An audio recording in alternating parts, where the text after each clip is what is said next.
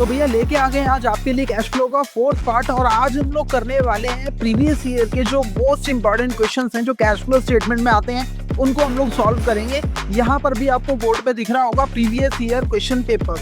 आज हम लोग बुक के कोई क्वेश्चन नहीं करने वाले हैं, किसी कंसेप्ट को नहीं सीखने वाले। आज हम लोगों ने जो पुरानी 3 वीडियो के अंदर हमने कंसेप्ट सीखा है, आज हम लोग उसको अप्लाई करेंगे क्वेश्चंस के ऊपर। और क्वेश्चंस भी हम लोग जो लेने वाले हैं वो प्रीवियस ईयर क्वेश्चन पेपर से लेने वाले हैं, ताकि हमें पता लगे कि लेवल कैसा आता है एग्जाम का और हमें उसको कैसे सॉल्व करना है, कितना टाइम उसमें लग सकता है। एवरीथिंग आपको बताएंगे इस वीडियो के अंदर। बस आपने क्या करना है, लास्ट तक वीडियो में बने रहना है। वीडियो लास्ट में पसंद आए तो लाइक जरूर कीजिए, शेयर कीजिए अपने दोस्तों के साथ में। चैनल को सब्सक्राइब करना और बेल आइकन दबाना बिल्कुल नहीं भूलना है। कोई भी प्रॉब्लम होती है, अगर आपको वीडियो अच्छे से समझ आ रही है, कंसेप्ट समझ आ रहे हैं, तो नीचे जाके कमेंट कीजिए, हमें अप्रिशिएट कीजिए। अगर कोई भी डाउट आ रहा है, प्रॉब्लम आ रहा है किसी भी टॉपिक में या किसी भी चीज़ को लेके, आप नीचे कमेंट कीजिए, हम आपके लिए बैठे हैं। तो स्टार्ट करेंगे हम लोग आज की वीडियो बिना किसी देरी के। So hello everyone, this is me Pankaj Kohli, you are watching idea next by Pankaj Kohli. आज हम लोग लेके आ गए इंटरेस्टिंग वीडियो, करेंगे क्वेश्चन पेपर सारे सॉल्व करेंगे एक एक करके। और मजे की बात ही है 2026 के लिए आप प्रिपेयर कर रहे हैं, सेशन आपका 2025-26 वाला है। प्रीवियस ईयर क्वेश्चन पेपर उठाएंगे 2024-25 सेशन के जो फाइनल एग्जाम, फाइनल जो क्वेश्चन पेपर था फाइनल एग्जाम का, उसको लेंगे। बोर्ड का 2023-24 का जो था उसको हम लोग सॉल्व करने की कोशिश करेंगे। साथ में आपके लिए भी एक होमवर्क लेकर के आया हूँ जो वीडियो के लास्ट में है। अगर सारी चीजें समझ आती है, वीडियो के लास्ट में टिकना है, वीडियो को लाइक करके जाना है, बस आप बने रहो वीडियो के अंदर। स्टार्ट करेंगे पुराने क्वेश्चंस के लिए। और सबसे पहला जो क्वेश्चन हम लोग करने वाले हैं वो क्या करने वाले हैं मैं आपको बताऊं। सबसे पहला जो क्वेश्चन हम लोग करेंगे हमारे पास में है ये। अगर आप ध्यान से देखेंगे, ये क्वेश्चन जो है हमने बनाया हुआ है, इसका हम लोग प्रूफ भी देंगे। पुराना जो हमारा बोर्ड का क्वेश्चन पेपर था, ये वहीं से क्वेश्चन उठाया गया है जो हमारे पास में 2024-25 का जो सेशन था उसके अंदर सेट 1 है। ये सेट 1 का पेपर है और ये है क्वेश्चन नंबर 34। अगर आप चेक करना चाहें चेक भी कर सकते हैं, हम आपको क्वेश्चन पेपर भी दिखा देंगे इसके अंदर, घबराने वाली कोई बात नहीं है। मैंने आपको बता दिया 2024-25 का जो सेशन था उसका फाइनल पेपर है, सेट 1 का है, क्वेश्चन नंबर 34 है। कैश फ्लो स्टेटमेंट बोला गया है। पूरे कितने मार्क्स का है सर?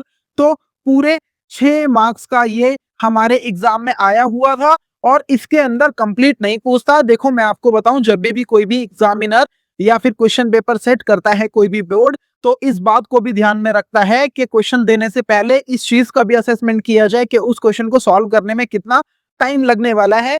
क्योंकि क्वेश्चंस जो हैं वो बहुत ज्यादा इसलिए नहीं दिए जा सकते क्योंकि उनको लिमिटेड टाइम के अंदर करना पॉसिबल ही नहीं है। वो चाहता तो आपसे तीनों एक्टिविटीज भी करवा सकता था, operating activity, investing activity, financing activity, तीनों ही करवा सकता था। बट उसको भी पता है कि अगर इतना लेंथी क्वेश्चन देंगे तो वहां पर आपका टाइम बहुत ज्यादा कंज्यूम होगा और ऐसे में जो दूसरे क्वेश्चन हैं वो छूटने के चांसेस ज्यादा हो जाएंगे। बट फिर भी मैं ऐसा नहीं बोल रहा हूँ कि वो पूरा क्वेश्चन आपको देगा ही नहीं, यानी तीनों एक्टिविटीज का कोई क्वेश्चन नहीं आ सकता है, बट उसका लेवल ऐसा बनाया जाएगा कि आपको उसको सॉल्व करने में बहुत ज्यादा टाइम ना देना पड़े। कहने का मतलब है जो भी क्वेश्चंस आपके एग्जाम के अंदर आ रहे हैं वो 3 घंटे के अंदर पूरे होने चाहिए। इस हिसाब से क्वेश्चन पेपर को डिजाइन किया जाता है। हमारा जो क्वेश्चन पेपर होगा वो पूरा 80 मार्क्स का होगा, जिसमें से 6 नंबर का ये क्वेश्चन हमारे पास में आया हुआ है 2024-25 के सेशन में। अभी जो लेटेस्ट एग्जाम हुए थे उसी का है, क्वेश्चन नंबर 34 है। अगर पुरानी वीडियोस नहीं देखी है, कंसेप्ट में प्रॉब्लम आ रही है ना, 3 पार्ट लेकर के आए थे। ऑपरेटिंग एक्टिविटी कराई, उसमें न्यूमेरिकल कराया, इन्वेस्टिंग फाइनेंसिंग एक्टिविटी कराई, कंप्लीट ट्रिक बताया, पूरा कंसेप्ट समझाया। नहीं देखी है, मिस कर गए हो ना, वीडियो ऊपर आई बटन पर भी लिंक दिया हुआ है, नीचे डिस्क्रिप्शन में भी लिंक दे रखा है, जाओ वीडियो चेकआउट करो। मैंने आपको एक गारंटी की थी, ये उसका लास्ट पार्ट है। कुछ भी भूल जाओगे, आपको कैश फ्लो स्टेटमेंट भूलने नहीं दूंगा। आ जाओ क्वेश्चन की ओर बढ़ते हैं। क्वेश्चन क्या कह रहा है उसके बारे में बात कर लेते हैं। क्वेश्चन कहता है भैया calculate cash flow from investing activity. ठीक है भैया, क्या करना है, हमने केवल इन्वेस्टिंग एक्टिविटी के ऊपर ध्यान देना है। जब मैंने आपको थर्ड पार्ट करवाया था कैश फ्लो स्टेटमेंट का, तभी मैंने आपको बताया था जहां भी इन्वेस्टिंग एक्टिविटी की बात आ जाए, इसका मतलब वो किस चीज के बारे में बात करने वाला है, वो fix asset plus non current investment के बारे में बात करने वाला है। वो किसके बारे में बात करने वाला है सर जी? वो करने वाला है फिक्स असेट प्लस में नॉन करंट इन्वेस्टमेंट के बारे में बात करने वाला है। तो इन दोनों की बात जहां भी हो जाएगी वो इन्वेस्टिंग एक्टिविटी का पार्ट है। अगर उसकी वजह से पैसा आता है तो इनफ्लो होगा यानी प्लस करेंगे, और अगर पैसा जाता है यानी आउटफ्लो होता है तो उसको माइनस करेंगे। बहुत सिंपल सा है। बट इन्वेस्टिंग एक्टिविटी कर रहे हैं तो दो ही चीज हम लोग कंसिडर करेंगे, एक फिक्स असेट और दूसरा नॉन करंट इन्वेस्टमेंट। ठीक है सर, आ जाओ। सबसे पहले इसने क्या बोला, 10% लॉन्ग टर्म इन्वेस्टमेंट है। सर जी क्या ये इन्वेस्टिंग का पार्ट है? बिल्कुल इन्वेस्टिंग का पार्ट है।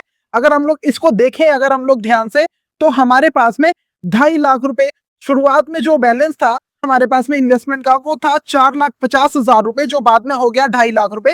इसका मतलब इन्वेस्टमेंट कम हो गई। इन्वेस्टमेंट कम क्यों होगी? क्योंकि हमने उसको बेचा होगा, इसी वजह से इन्वेस्टमेंट कम हुई है। और जब भी हम लोग इन्वेस्टमेंट बेचेंगे तो उससे हमें पैसा मिलेगा, पैसा मिलेगा तो इनफ्लो होगा, इसीलिए इसको इन्वेस्टिंग एक्टिविटी में प्लस किया जाएगा। अगर दूसरा हम लोग बात करें, प्लांट एंड मशीनरी है।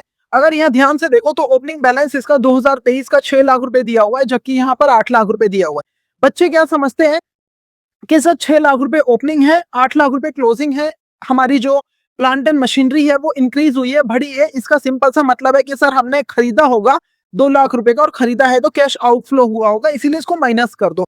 देखो खरीदा होगा बट 2 लाख रुपए का खरीदा होगा, ये कहना गलत हो सकता है और यहीं पे हमारे मार्क्स कटते हैं, क्योंकि हम जल्दबाजी में रहते हैं। बच्चों कभी भी इस चीज को ध्यान रखना, कभी भी अगर क्वेश्चन के अंदर एडजस्टमेंट आती है, फॉर एग्जांपल अगर आप यहाँ पर देखोगे ध्यान से, तो फर्स्ट एडजस्टमेंट जो है वो मेरी मशीन से रिलेटेड है, राइट।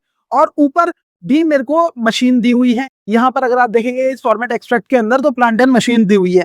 कभी भी ऐसा क्वेश्चन आए जिसके अंदर एडजस्टमेंट में भी वो आइटम है और ऊपर फॉर्मेट में भी वो आइटम है, चाहे वो पीएनएल दे रखा हो, चाहे वो बैलेंस शीट दे रखी हो, चाहे किसी का भी एक्सट्रैक्ट दे रखा हो, अगर ऊपर भी वही आइटम लिखा है, नीचे एडजस्टमेंट में भी आइटम है, तो ऐसी कंडीशन में उस आइटम का एक अकाउंट प्रिपेयर करना आपके लिए मैंडेटरी हो जाता है। अगर बनाओगे, अगर हम लोग बात करें सीबीएसई के मार्किंग स्कीम के अकॉर्डिंग, मैं आपको दिखा भी दूंगा प्रूफ, अगर आपको चाहिए तो नीचे कमेंट कीजिएगा, या अगर आप मैसेज करेंगे नीचे कमेंट में तो आपको लिंक मिल जाएगा, मार्किंग स्कीम डाउनलोड कर सकते हैं। अगर हम लोग बात करें सीबीएसई के मार्किंग स्कीम की, तो इस अकाउंट को बनाने के लिए आपको आधा नंबर मिलता है, लेकिन अगर आपने नहीं बनाया तो आधे से ज्यादा नंबर कट भी सकता है, क्योंकि वो डाउट क्रिएट करता है आपके आंसर के ऊपर। क्या बोला मैंने? कोई भी आइटम एडजस्टमेंट और ऊपर दोनों जगह होगा तो उसका एक अकाउंट बनाना पड़ेगा, चाहे वो असेट हो सकता है, चाहे वो लायबिलिटी हो सकती है। ठीक है सर, आ जाओ। तो इसका हमें बनाना पड़ेगा अकाउंट। अभी अकाउंट कैसे बनता है उसके लिए मैं आपको छोटी सी चीज बताता हूँ। देखो मेरी बात सुनो, काफी बड़ी बड़ी वीडियोस हैं यूट्यूब के ऊपर, बच्चे कहते हैं सर वन शॉट लेके आओ, मैराथन लेके आओ, 5-6 घंटे पढ़ा दो। मेरे भाई इतना कैसे पढ़ोगे आप? ये सिंपल सी बात समझो ना, मैं अगर बना भी दूंगा तो और भी ऐसी वीडियोस बहुत सारी पड़ी है, काफी सारे ऐसे एजुकेटर्स हैं जो बहुत सारी वीडियो डाल चुके हैं, घंटों घंटों की वीडियो पड़ी है, बट बच्चे नहीं पढ़ पा रहे। ऐसा नहीं बोल रहा हूँ कि बच्चों के अंदर सारी कमी है, मैं क्या बोल रहा हूँ कि जितना ज्यादा माइंड पे प्रेशर लोगे ना, उतनी ही ज्यादा चीजें कॉम्प्लिकेटेड आपके लिए होती जाएंगी। मैं छोटी वीडियो बना रहा हूँ, शॉर्ट वीडियो बना रहा हूँ, एक एक टॉपिक पे बना रहा हूँ। रीजन क्या है? कम पढ़ोगे, क्वालिटी, मेरे को क्वांटिटी नहीं है। अगर क्वांटिटी की हम लोग बात करें ना, तो काफी सारे बच्चे ऐसे हैं, काफी सारे बच्चे ऐसे हैं जिनका सिलेबस बहुत पहले खत्म हो चुका है स्कूल्स के अंदर, उनके ट्यूशन सेंटर के अंदर, कोचिंग सेंटर के अंदर, बट वो परेशान हो रहे हैं। सिलेबस होने के बावजूद भी उनको कुछ समझ नहीं आ रहा कैसे करना है, आंसर्स नहीं निकल रहे हैं, क्योंकि उन्होंने क्वांटिटी को ध्यान में रखा है, क्वालिटी के ऊपर उन्होंने फोकस नहीं किया। मैं यहाँ पर आपको क्वालिटी दे रहा हूँ। मैं नहीं चाहता कि बच्चा 4 घंटा पढ़े, उसको कुछ भी समझ ना आए, क्योंकि ये लास्ट के दिन है। मैं चाहता हूं अगर आप 1 घंटा भी पढ़ रहे हो ना, तो वो 1 घंटा ऐसा होना चाहिए कि एग्जाम में आप बैठो तो क्वेश्चन देखते ही माइंड में आंसर क्लिक होना चाहिए आपके। आ जाओ, अकाउंट कैसे बनाते हैं उसके बारे में बताता हूं। देखो बच्चों, कोई भी असेट है, कोई भी असेट है, कोई भी अगर आप असेट अकाउंट बनाते हैं, तो मैंने क्या बोला? असेट हमेशा बच्चों डेबिट होता है। क्या होता है? असेट हमेशा डेबिट होता है, इसीलिए इसका बैलेंस बीडी सबसे पहले आपने यहां पर लिखना है डेबिट साइड में, क्योंकि असेट है, असेट हमेशा डेबिट होता है। और क्वेश्चन के अंदर 2 बैलेंस दिए होते हैं आपको, ओपनिंग के साथ साथ क्लोजिंग भी दिया होता है। तो ओपनिंग बैलेंस हमारा बैलेंस बीडी बोलते हैं, ब्रॉट डाउन, और क्लोजिंग बैलेंस को हमेशा यहां पर लिखना है बाई बैलेंस कैरी डाउन, यानी सीडी। क्या बोला मैंने? बैलेंस, जो ओपनिंग बैलेंस होगा उसको डेबिट साइड में लिखेंगे टू बैलेंस ब्रॉट डाउन, और जो क्रेडिट बैलेंस होगा उसको क्रेडिट साइड में लिखेंगे बाई बैलेंस कैरी डाउन के नाम से। ठीक है सर, इतनी बात समझ में आ गई। अब होगा क्या यहाँ पर? अगर वो बोलता है कि असेट पे डेप्रिसिएशन लगा है, कोई भी असेट हो सकता है, देखो इन्वेस्टमेंट पे तो नहीं लगता है ना, बट ऐसा कोई असेट है जिसके ऊपर डेप्रिसिएशन लग सकता है और उसने बोला है लगा है, तो उस डेप्रिसिएशन को आपने यहाँ शो करना है। रीजन क्या है सर? क्योंकि डेप्रिसिएशन लगाने से असेट की वैल्यू कम हो जाएगी। अगर आपने ओपनिंग वैल्यू डेबिट में लिखी है तो घटाने के लिए उसको क्रेडिट में लिखना पड़ेगा। अगर मैं कुछ भी सेल कर रहा हूं, इस असेट को बेच रहा हूं, तो भी क्रेडिट में ही आएगा बाई बैंक के नाम से। किस नाम से आएगा सर जी? बाई बैंक के नाम से आएगा। क्यों आएगा? क्योंकि मैंने सेल की है। इतनी बात ठीक है। अगर यही मैं इस असेट को खरीदता तो फिर मैं डेबिट साइड में डालता। किस नाम से डालता sir ji? To bank account के नाम से डालता सर। क्यों डालता? क्योंकि मैंने परचेज की है और असेट बढ़ता है, इसीलिए इसको डेबिट साइड में डाला जाता बच्चों। इतनी बात ठीक है। और इसके अलावा क्या रीजन हो सकता है? और इसके अलावा सर जब हम लोग सेल करते हैं असेट को, तो सेल करते वक्त या तो प्रॉफिट होता है या फिर लॉस होता है। तो अगर सेल करते वक्त आपका प्रॉफिट आया है तो उसको आपने डेबिट में लिखना है बच्चों, पीएनएल अकाउंट, ठीक है। और अगर लॉस आया है तो उसको आपने क्रेडिट में लिखना है बाई पीएनएल अकाउंट। यहाँ पे स्टेटमेंट ऑफ पीएनएल लिखेंगे हम लोग, क्योंकि ये हमारा कंपनी का प्रोसीजर चल रहा है और कंपनी अकाउंट्स के अंदर स्टेटमेंट ऑफ पीएनएल बोला जाता है पीएनएल अकाउंट को। बट हमें बैलेंसिंग फिगर चाहिए, तो अगर ये लिख भी देते हो तो इसमें मार्क्स नहीं कटने वाले हैं आपके, ठीक है। तो ये क्या है सर? अगर मेरा प्रॉफिट होता है तो मैं पीएनएल अकाउंट डेबिट साइड में लिखूंगा, और अगर मेरा लॉस होता है तो पीएनएल अकाउंट में क्रेडिट साइड में लिखूंगा। बहुत सिंपल है। इसके अलावा असेट अकाउंट में कोई भी चीज नहीं आती है। कोई भी असेट हो, कोई भी असेट हो, अगर आप बना रहे हो सेम तरीके से बनेगा। इसके अलावा कोई भी चीज इसके अंदर नहीं आएगी। अब ये बनाने की जरूरत क्यों पड़ती है मैं समझाता हूँ। देखो होता क्या है, जब वो आपको क्वेश्चंस देगा तो इन सारे आइटम में से वो सारे के सारे आइटम आपको दे देगा, बट एक आइटम को मिस कर देगा। हो सकता है इस पूरे अकाउंट के अंदर आपको परचेज की पूरे क्वेश्चन में डिटेल ही ना हो, या सेल की डिटेल ना हो। अब जब तक परचेज या सेल नहीं होगी तो इससे हम ये नहीं पता लगा पाएंगे, जब तक हमारे पास में अमाउंट नहीं होगा परचेज अकाउंट का और सेल अकाउंट का, तो हम उसको इन्वेस्टिंग एक्टिविटी के अंदर ना तो प्लस कर पाएंगे ना माइनस कर पाएंगे। कहने का मतलब है आइटम वो मिसिंग रह जाएगा और हमारा आंसर हमेशा गलत आएगा। इसीलिए अकाउंट बनाने की जरूरत पड़ती है। तो अगर यहाँ देखें हमारे पास में चार एडजस्टमेंट है बच्चों। मशीन अकाउंट से है, डिविडेंड रिसीव है, इसका कोई अकाउंट नहीं बनेगा। इंटरेस्ट रिसीव है इन्वेस्टमेंट पे, इसका कोई अकाउंट नहीं बनेगा। अगर इन्वेस्टमेंट को सेल परचेज कर रहे होते तो अकाउंट बनता। पेटेंट जो है वो सोल्ड हुए हैं बुक वैल्यू पे, इसका अकाउंट बन सकता है, बट क्योंकि नहीं बनेगा क्योंकि बुक वैल्यू पे हुए हैं। और दूसरा यहाँ पर अगर आप देखोगे तो पूरे के पूरे ही पेटेंट जो है वो बेच दिए गए हैं। पहले हमारे पास ओपनिंग बैलेंस कितने का था सर जी? 1.5 लाख रुपए का था। अब हमारे पास पेटेंट कुछ भी नहीं है। इसका मतलब सारे के सारे पेटेंट जो है वो हमने सोल्ड आउट कर दिया। तो इसका अकाउंट बना भी सकते हो, इसका अकाउंट बना भी सकते हो, और चाहो तो इसका अकाउंट नहीं भी बना सकते आप। इसमें कोई प्रॉब्लम वाली बात। तो चलो इनका एक अकाउंट बना के मैं आपको दिखाता हूं। सबसे पहले इनका अकाउंट कैसे बनेगा, और उसके बाद में हम लोग बात करेंगे कि cash flow from investing activity होगी कैसे, उसके बारे में। यस, प्लीज बाहर बैठ जाओ थोड़ी देर में। तो आ जाओ भैया। अब यहाँ पर हमारे को दो अकाउंट बनाने। पेटेंट का बनाना चाहो तो बना सकते हो, नहीं बनाना चाहो तो भी कोई दिक्कत नहीं है। हमें सबसे पहले बनाना है कौन सा? Machine account. तो सबसे पहले यहाँ पे हमने प्लांट एंड मशीनरी दिया हुआ है, तो भैया प्लांट एंड मशीनरी अकाउंट हम लोग बनाने की कोशिश करेंगे। चलो जी, कैसे बनेगा मैंने आपको क्या बताया? सबसे पहले जो बैलेंस ओपनिंग है उसको आपने यहां चढ़ाना है, बैलेंस ब्रॉट डाउन। और जो क्लोजिंग है उसको आपने यहां चढ़ाना है, बैलेंस कैरिड डाउन, राइट। तो क्या क्या हमें दिया हुआ है इसको देखते हैं जरा एक बार।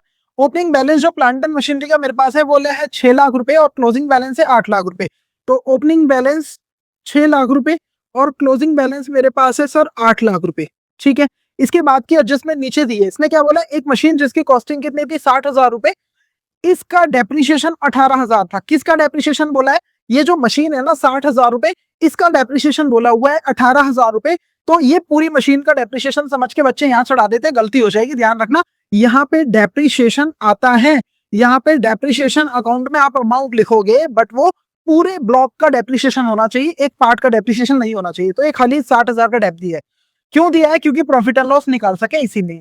देखो 60,000 की मशीन थी जिसके ऊपर अराउंड 18,000 का डेप्रिसिएशन लगाए, तो अगर हम लोग इसकी रिटर्न डाउन वैल्यू निकालें तो 60,000 माइनस 18,000, तो वैल्यू बचती है 42,000। यानी अभी मशीन की WDVM जो है वो रिटर्न डाउन वैल्यू जो है, WDVM मैंने बोला, इसकी जो WDV है मशीन की वो 42,000 है। अब इसको मैं सोल्ड करता हूं अगर 48,000 रुपीज में, तो मुझे प्रॉफिट हो जाएगा कितने का? 6,000 रुपीज की प्रॉफिट में मैंने इसको बेचा है। अब क्योंकि मैंने सेल किया है, सेल सर इस साइड आएगी, तो जितना अमाउंट आएगा वो सारा का सारा आपने यहाँ पे लिखना है बैंक अकाउंट के नाम से। कितने? 48,000 रुपीज में मैंने सेल की है। आप चाहो तो ब्रैकेट में यहाँ सेल भी लिख सकते हो। और इसको सेल करने पे मुझे 6,000 रुपए का प्रॉफिट हुआ। प्रॉफिट हमेशा डेबिट साइड में आएगा, तो यहाँ पे P&L अकाउंट लिख सकते हो आप 6,000 रुपए। ये हमारा प्रॉफिट हो गया। ठीक है सर। इसके अलावा हमारे पास में क्या दिया हुआ है, इसने बोला depreciation charge during the year was 60,000। ये पूरे मशीन का है, पूरे ब्लॉक का है, तो इसको हम लोग डेप्रिसिएशन को उठा के यहाँ चढ़ा देंगे 60,000 रुपीज। 11th में भी हम लोग सीख के आए। अब देखेंगे हमारी कौन सी साइड बड़ी आ रही है। देखो ज्यादातर पोर्शन के अंदर ये साइड ही बड़ी आएगी, देखने से भी पता लग रहा है यहाँ 6 लाख है, वहां 8 लाख है, तो यानी ये साइड छोटी आने वाली है। तो जो भी साइड छोटी आएगी इसको मैं यहाँ पे क्या लिखूंगा, बैंक अकाउंट, क्योंकि यहाँ पे एक ही चीज मिसिंग है, क्या सर, परचेज। तो यहाँ जो भी अमाउंट आएगा इसका मतलब मैंने उसको परचेज किया है, यहाँ जो भी बैलेंसिंग फिगर आएगा वो अमाउंट मैंने परचेज किया है प्लांट एंड मशीन की का। कितना आएगा एक बार ही चेक कर लेते हैं। ये टोटल आ जाएगा आपका 9,08,000,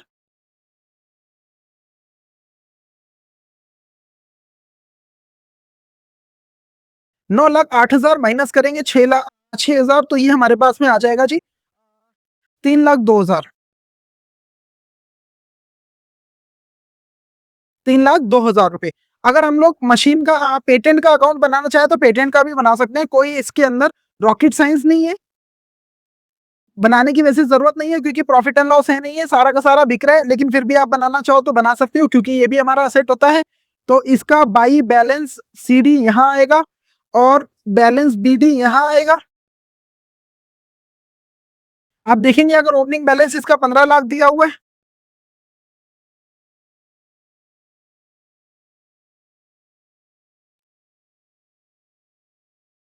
15 लाख, और क्लोजिंग बैलेंस जो है इसका वो नील दिया हुआ है। तो यहाँ अगर हम लोग डिफरेंस देखेंगे तो सारा डिफरेंस यहीं पे आने वाला है। बैंक अकाउंट लिखेंगे इसको, क्यों लिखेंगे, क्योंकि सर ये सेल होगा, कितने का, 15 लाख का डिफरेंस है, तो 15 लाख ही यहाँ पे आ जाएगा। ठीक है सर। तो ये वाला अगर आप देखोगे इन्वेस्टिंग एक्टिविटी का पार्ट है, खरीदेंगे बेचेंगे, पैसा आएगा या जाएगा फिक्स असेट या इन्वेस्टमेंट की वजह से, तो वो प्लस होगा किसमें, इन्वेस्टिंग एक्टिविटी में। और अगर पैसा जाता है तो माइनस होगा, पैसा आएगा फिक्स असेट या नॉन करंट इन्वेस्टमेंट की वजह से तो उसको प्लस करेंगे, अगर पैसा जाएगा फिक्स असेट या नॉन करंट इन्वेस्टमेंट की वजह से तो उसको माइनस करेंगे। ठीक है सर। दो अकाउंट हमारे पास बन गए, ये एज अ वर्किंग नोट हमारे पास काम करेंगे और इन्हीं का बैलेंस उठा के हम स्टेटमेंट के अंदर डालने वाले हैं। चलो आ जाओ जी, स्टेटमेंट स्टार्ट करते हैं हम लोग।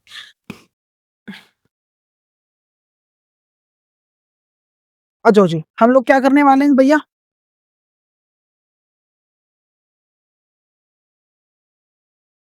कैश फ्लो फ्रॉम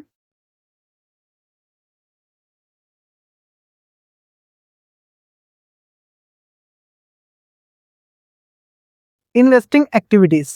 ठीक है सर, आ जाओ।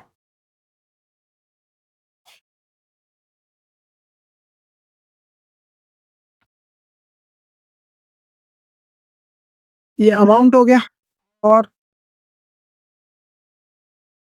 पर्टिकुलर हो गया। ठीक है सर। अब यहाँ पर हमारे पास में आना क्या क्या वाला है देख लेंगे अगर हम लोग ध्यान से। तो यहाँ अगर आप देखेंगे तो सबसे पहले हमारे पास में एडजस्टमेंट वाली जो चीजें हैं इनको खत्म करते हैं, मशीन के पार्ट को खत्म करते हैं। मशीन क्योंकि हमने बेची थी, यहाँ पर अगर आप देखोगे मशीन सेल की थी कितने की, 48,000 की, तो ये पैसा मेरे पास आएगा, इसको प्लस करेंगे। और जो मैंने परचेज किया था, बैलेंसिंग फिगर निकाला था 3,02,000, ये पैसा जाएगा, इसको माइनस करेंगे। चलो जी सर जी करते हैं यहाँ पे। तो यहाँ पर हम लोग ऐड करने वाले हैं किसको, सेल ऑफ मशीनरी, या फिर इसको ऐसे भी लिख सकते हैं proceeds from sale of machinery. Proceeds मतलब जो भी मिला है, इतना भी लिख देंगे तो भी अंडरस्टूड होता है, कोई प्रॉब्लम नहीं है। तो कितने की मशीन हमने बेची है सर, मशीन हमने बेची है 48,000 रुपीज की, और यहां से हम लोग लेस करेंगे परचेज ऑफ मशीनरी, या फिर ऐसे लिख सकते हैं outflow from purchase of machinery. कितने रुपए का था सर, 3,02,000 रुपए। ठीक है। इसके बाद में हमारे पास अगर आप देखेंगे तो यहाँ पर तो कुछ भी प्लस माइनस करने वाला नहीं है, दो आइटम थे वो मैंने ले लिए यहाँ पर। यहाँ अगर हम लोग देखेंगे तो सेल हुआ है पेटेंट कितने रुपए का, 15 लाख का। सेल करने से पैसा मेरे पास आएगा तो इसको हम लोग प्लस करेंगे, ऐड करेंगे।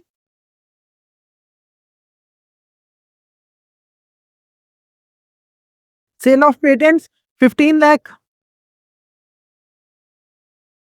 इसके अलावा अगर हम लोग देखें तो क्वेश्चन में क्या करने वाली चीज हमारे पास में है, इसने बोला है डिविडेंड रिसीव हुआ है आपको 40,000 रुपए का, और इंटरेस्ट भी रिसीव हुई है इन्वेस्टमेंट पे 45,000 रुपए की। तो इन दोनों को भी ऐड करेंगे, रिसीव हुआ है, ऐड करेंगे,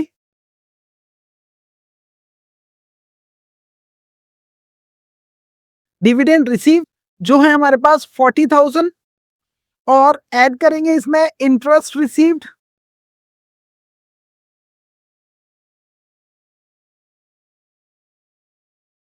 जो है हमारे पास 45,000। अब इनको क्यों प्लस कर रहे हैं? क्योंकि ये हमारे फिक्स असेट से आने वाली इनकम है, इसी वजह से इसको प्लस कर रहे हैं हम लोग। इसके अलावा हमारे पास में क्या चीज है सर?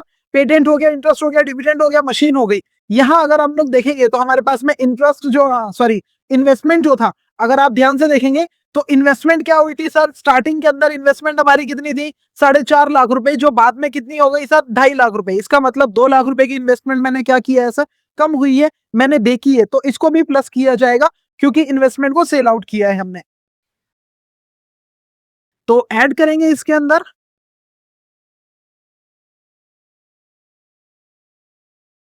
सेल ऑफ इन्वेस्टमेंट कितना? 2 लाख। स्टार्टिंग में मैंने क्या किया, कंफ्यूज नहीं होना आपने भी, एग्जाम में जब आप बैठो, ये आपको एक प्रो टिप मैं दे रहा हूं क्योंकि आप यहां तक टिक के हो। तो ये जो एडजस्टमेंट्स हैं, सबसे पहले आप इनको सॉल्व करें। कई बार क्या होता है, बच्चे ऊपर से क्वेश्चन स्टार्ट करते हैं, वो मशीन का बैलेंस लिख देगा, वहीं से देख करके डिफरेंस निकाल करके बाद में आएगा एडजस्टमेंट पे, तो उसको पता लगेगा ये बैलेंस करना था, अकाउंट बना के फिर काटा पीटी करेगा, उसके बाद में आंसर लिखेगा। प्रो टिप आपके लिए ये है, सबसे पहले जो एडजस्टमेंट्स होती है उनको लिखिए, उनको ट्रीट कीजिए, उसके बाद में ऊपर जाइए फॉर्मेट पर और वहां से जो आइटम छूट गए उनको कंसीडर कीजिए। तो इन्वेस्टमेंट हमारा हो गया, प्लांट एंड मशीनरी का हमने अकाउंट बनाया था, वहां से सेल परचेज की वैल्यू ले रही थी। गुडविल अगर हम लोग देखेंगे तो गुडविल हमारे पास में पहले कितने की थी सर? 1 लाख रुपए की, जो बढ़ के हो गई 1,40,000। इसका मतलब ये गुडविल हमने खरीदी है, और खरीदी है तो माइनस हो जाएगी क्योंकि कैश इससे आउटफ्लो होगा। तो इसको लेस करेंगे जी, परचेज ऑफ गुडविल। गुडविल कितने रुपए की परचेज की है सर? 40,000 रुपीज की परचेज की है। कैसे पता लगा 40,000 की परचेज की है? क्योंकि पहले हमारे पास में गुडविल कितने की थी? 1 लाख की, जो बढ़कर कितनी हो गई? 1,40,000। इसके बाद में investment in share of pinnacle limited की बात की है, ठीक है सर। अगर इसको हम लोग देखें तो पहले कितने की थी? ये 5 लाख रुपए की। कितने की थी सर जी? ये 5 लाख रुपए की थी। अब अगर देखें तो ये हो जाती है हमारे पास 14 लाख रुपीज की। कितने की? 14 लाख की। इसका मतलब ये बढ़ गई, कितनी बढ़ गई सर? 9 लाख रुपीज इंक्रीज हो गई। तो ये 9 लाख रुपए की इन्वेस्टमेंट हमने खरीदी है, इसीलिए आउटफ्लो होगा। इसको माइनस करेंगे, कहाँ खरीदी है सर? पिनेकल लिमिटेड के अंदर, ठीक है। तो इसको माइनस करेंगे 9 लाख रुपए को, purchase of investment in pinnacle limited कितनी है सर? 9 लाख रुपीज, ठीक है जी। तो यहाँ पे जो भी प्लस माइनस करने वाले अमाउंट थे वो मैंने सारे के सारे यहाँ पर लिख दिए हैं। अगर आप ध्यान से देखेंगे किसको प्लस करना है किसको माइनस करना है, ये सारे के सारे हमने यहाँ पर लिख दिए हैं। तो यहाँ पर हमने क्या कर दिया, यहाँ पर अगर हम देखेंगे यहाँ से ध्यान से, तो ये जो है हमारे पास में ये 1,50,000। तो इसका जब आंसर हम लोग करेंगे तो आंसर जो आएगा वो 7,59,000 माइनस का आएगा। इसका मतलब क्या है? कैश हमारा यूज हुआ है इन्वेस्टिंग एक्टिविटी के अंदर, या फिर आप लोग सिंपल इसके अंदर लिख सकते हो cash flow from investing activity,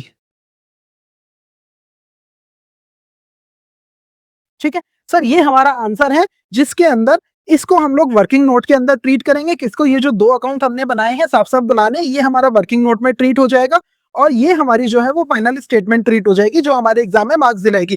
कितने नंबर आएंगे सर इतना करने से? इतना करने से आपके 6 मार्क्स जो है वो कंप्लीट सिक्योर हो जाएंगे। 6 नंबर का क्वेश्चन आता है, इतना आसान क्वेश्चन है, इतना छोटा क्वेश्चन है। फिलहाल के लिए 6 नंबर का इतने करने से हमारे पास आ जाएगा। अगर हम लोग आगे बात करेंगे सर इसके अलावा कौन सा आया होगा सर? 2025 का आपने पेपर दिखा दिया, 2024 में भी तो कुछ ना कुछ आया होगा जी। 2024 में भी हम आपके लिए लेकर के आए। क्या है सर 2024 में हमारे पास? अगर हम लोग देखेंगे तो 2024 में फिर दोबारा से हमारे पास में एक क्वेश्चन आया, ये भी क्वेश्चन नंबर 34 है। अगर हम लोग बात करें क्वेश्चन पेपर, अगर हम लोग देखेंगे क्वेश्चन नंबर 34 है, और ये भी 2024 के सेट फर्स्ट का है। सेट फर्स्ट का है ये वाला। सेशन कौन सा है सर? सेशन 2023-24 के सेशन का ये क्वेश्चन पेपर हमारे पास में है। इसके अंदर क्या बोला है? From the following information cash flow from operating activity. Operating activity से आपने कैश फ्लो निकाल लिया है। चलो इसको देखते हैं, इसको कैसे करने वाले हैं हम लोग, ठीक है सर। सबसे पहले हमें क्या दिया हुआ है? तो सबसे पहले हमें दिया हुआ है surplus balance in statement of P and L loss. अब ये दिया हुआ है कितना रुपए का? 6,28,000 रुपए का।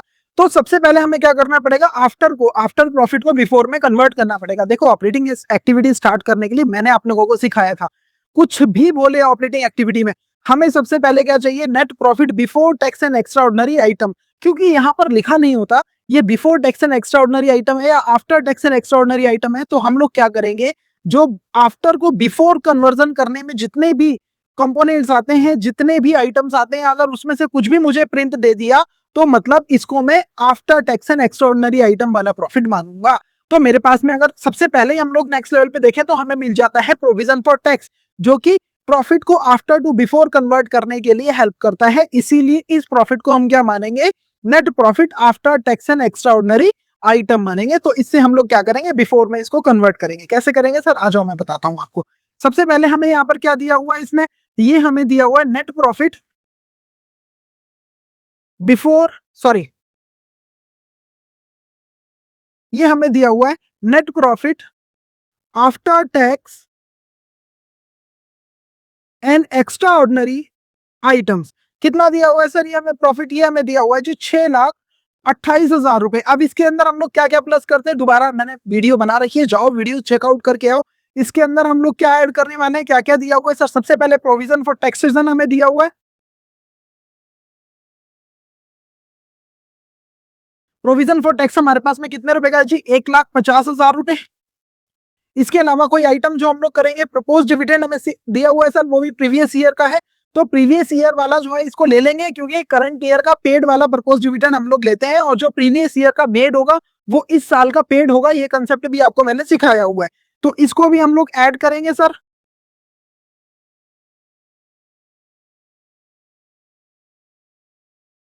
प्रपोज डिविडेंड कितना है सर, ये 72,000 रुपए हमें यहाँ पर दिया हुआ है। सबसे ज्यादा प्रॉब्लम इसके अंदर होती है बच्चों को, प्रोविजन फॉर टैक्सेशन के अंदर सबसे ज्यादा प्रॉब्लम होती है।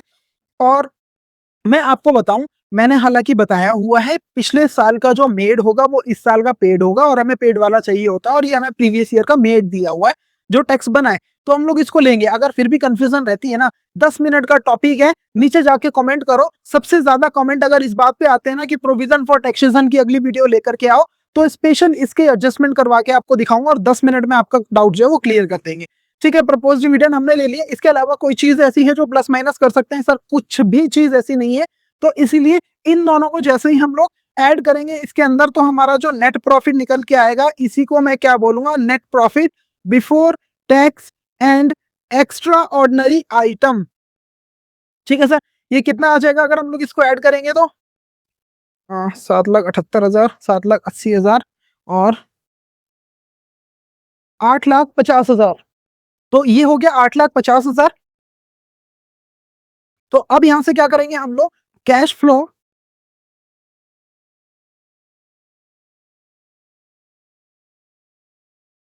फ्रॉम ऑपरेटिंग एक्टिविटी स्टार्ट करेंगे यहां से। तो सबसे पहले हमारे पास में यहां पर आ गया है सर, क्या आ चुका है हमारे पास में, net profit before tax and extra ordinary items, जो हमारे पास आया है 8,50,000। इसके अंदर हम लोग ऐड करेंगे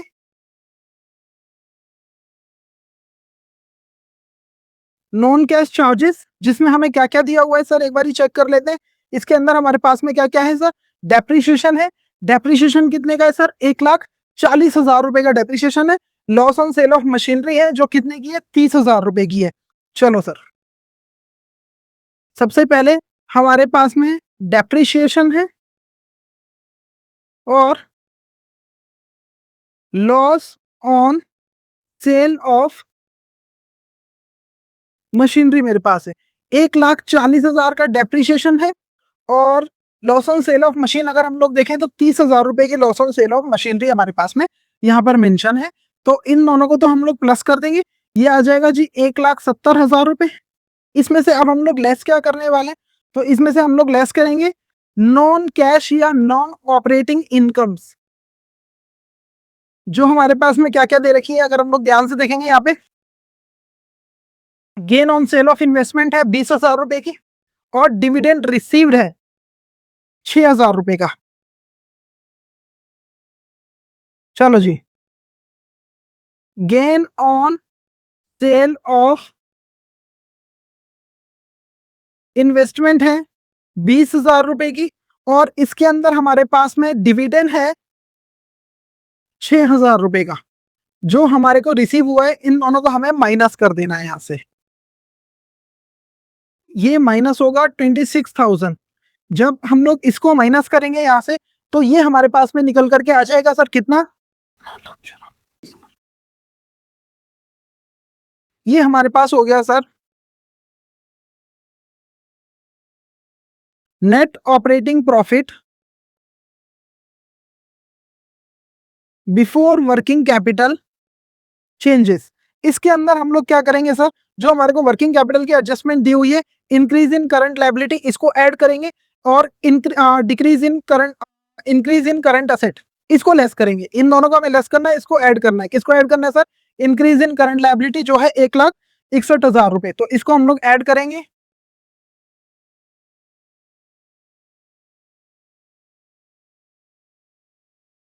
एक लाख 61,000 रुपए। साथ में हमें इसके अंदर लेस करना है, किसको लेस करना है सर, इसके अंदर हमें इंक्रीज इन करंट असेट, क्योंकि असेट बढ़ रहे हैं तो हमारे पे पैसा जाएगा 6 लाख रुपए, और डिक्रीज इन करंट लायबिलिटी 64,000। चलो जी, इसके अंदर हम लोग लेस कर देते हैं क्या क्या,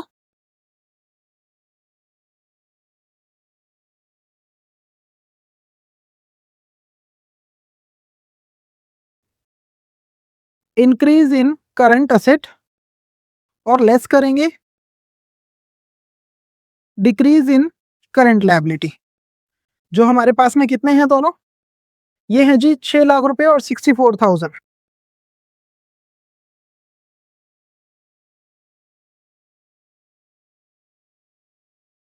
चलो जी, इन दोनों को हमने यहां से लेस करना है 6,64,000 रुपए। अब यहां से माइनस करेंगे हम लोग, तो ये हमारे पास में सिंपली आ जाएगा 5,03,000 रुपए माइनस का हो गया। इसके बाद में यहां जो प्रॉफिट निकल के आएगा आपके पास में, ये होगा आपका net operating profit after working capital changes, जो हमारे पास में कितने रुपए का होगा सर,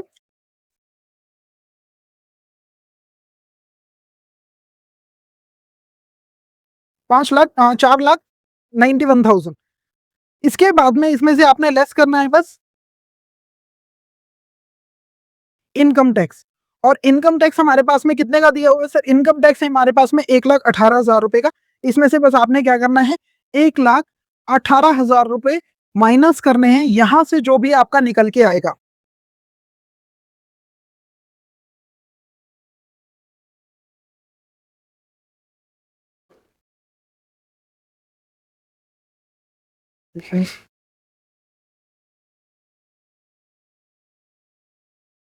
तो इसको करने के बाद में यहां जो भी निकल करके आएगा 3,73,000, मैं ध्यान से लिख देता हूं इसको,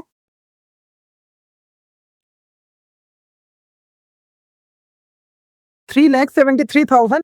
यही आपका क्या है सर, यही है cash flow from operating activity. कितना, 3,73,000। तो अगेन मैं बता दूं, ये वाला जो है ये आपका वर्किंग नोट में काउंट हो जाएगा, या फिर आपको कंप्लीट यहाँ पर जो स्टेटमेंट आप बना रहे हो यहाँ ऊपर वाले पोर्शन में भी उसको दिखा सकते हो, जो हमारा आफ्टर बिफोर का कन्वर्जन था। और ये हमारा पूरा क्वेश्चन है, इसको करने में ज्यादा टाइम तो नहीं लगा। कितने मार्क्स पर आपके स्कोर हो गए 6 मार्क्स, तो 6 नंबर के हैं। देखो अभी मैंने आपको 2 साल के पेपर दिखाए हैं, मैंने आपको 25 का भी दिखा दिया, 24 का भी दिखा दिया। बहुत ज्यादा टफ नहीं आ रहा है, बेसिक क्वेश्चन आ रहे हैं, सिंगल एक्टिविटी करवा रहा है आपसे, तो इतना ज्यादा लोड लेने की जरूरत नहीं है। फिर भी कोई डाउट है नीचे जाओ कमेंट में और कमेंट करो, हम आपके लिए बैठे हैं। फिर भी कोई प्रॉब्लम होती है अगर आपको, तो हमारे नंबर भी डिस्क्रिप्शन के अंदर दिए हुए हैं, हमें मेल दिए हुए हैं, काफी बच्चों के आते हैं डाउट, उनके हम लोग सॉल्व करते हैं। आपको भी प्रॉब्लम है, आप या तो वहाँ पे व्हाट्सएप करो या नीचे जाके कमेंट करो। और अगर वीडियो पसंद आई है, वीडियो को लाइक करो, चैनल को सब्सक्राइब करो। मिलते हैं आपसे अगली वीडियो में, तब तक के लिए बाय बाय।